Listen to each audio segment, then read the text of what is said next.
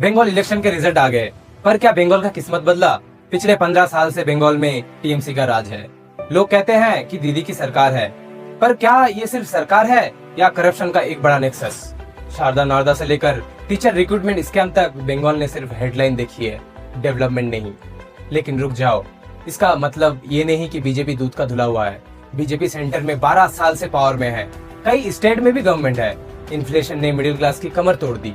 Youth unemployment लगातार major concern बना हुआ है। अब पहले बात करते हैं टीएमसी का। 2011 में मामाटी मानुष का नारा देकर आए थे, पर आज हाल देखिए। एसएससी स्कैम में हजारों काबिल बच्चों का नौकरी बेचा गया। सुप्रीम कोर्ट ने भी रिक्रूटमेंट प्रोसेस को सिस्टमेटिक फ्रॉड बोला। पार्थ चैटर्जी के घर से निकला हुआ करोड़ों कैश ने दिखा दिया कि पैसा कहां जा रहा है। और क्राइम, आरजी कर रेप मर्डर केस, पूरा देश हिल गया था। Sandeshkhali violence controversy, political clashes, bomb culture, काट मनी एलिगेशन, और ये सब में हर बार आम आदमी पिसता गया। पॉलिटिकल वायलेंस बंगाल का कल्चर बन चुका है। पंचायत इलेक्शन हो या असेंबली, खून खराबा फिक्स है। अब आओ दूसरा तरफ, बीजेपी जो बंगाल को सोनार बंगला बनाने का प्रॉमिस करता है। लेकिन सवाल है, सेंट्रल में 2014 से 2026 तक उनका रिपोर्ट कार्ड क्या कहता है? इलेक्ट्रल बॉन्ड्स स्कैम ने पूरा सिस्टम को एक्सपोज कर दिया। कंपनीज ने करोड़ों का चंदा दिया और फिर वही कंपनीज को कॉन्ट्रैक्ट्स, प्रोजेक्ट्स और प्रोटेक्शन मिलने का एलिगेशंस लगे। सुप्रीम कोर्ट ने इलेक्ट्रल बॉन्ड स्कीम को अनकॉन्स्टिट्यूशनल तक डिक्लेयर कर दिया।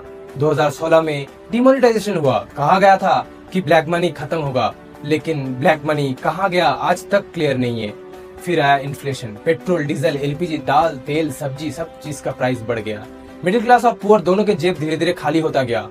सैलरी उतना नहीं बढ़ा जितना महंगाई बढ़ गया।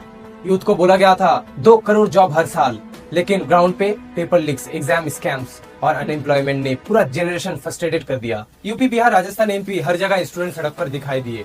और क्राइम, यूपी और एमपी जैसे बीजेपी रूल स्टेट्स कई बार एनसीआरबी डेटा में वुमेन क्राइम्स और वायलेंट क्राइम्स को लेकर हेडलाइंस में रहे।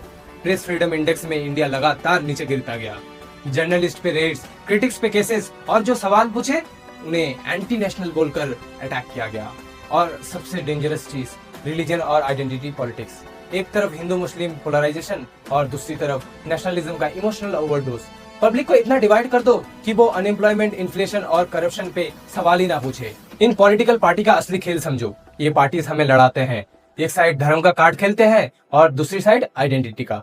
नेताओं के बच्चे विदेश में पढ़ते हैं, एसी रूम्स में बैठते हैं और लग्जरी लाइफ जीते हैं। और आप सड़कों पर पॉलिटिकल क्लैश में दंगे करते हो, एक दूसरे के सर फोड़ते हो। एंड में कुर्सी उनका होता है और नुकसान सिर्फ आपका।